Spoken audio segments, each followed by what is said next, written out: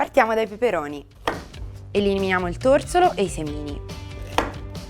Con un coltello incidiamo la parte superiore vicino al picciolo e la tagliamo. Mettiamo i peperoni su una teglia con carta da forno. Aggiungiamo un filo d'olio e li saliamo leggermente.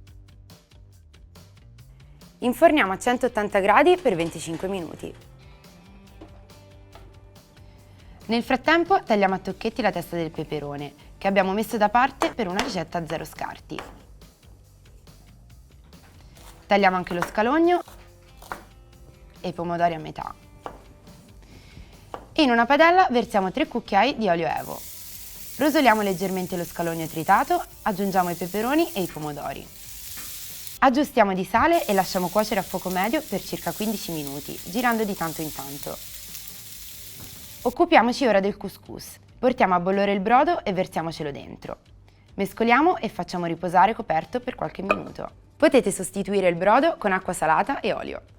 Quando il couscous sarà pronto, trasferiamolo in una ciotola capiente, lo sgraniamo e aggiungiamo le verdure cotte, la feta a cubetti, le olive taggiasche e i pinoli.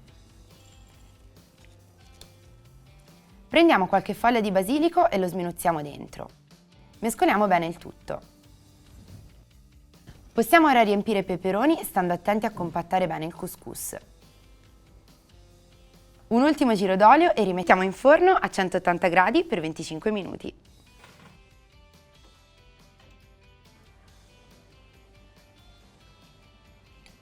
I nostri peperoni sono pronti? Assaggiamo!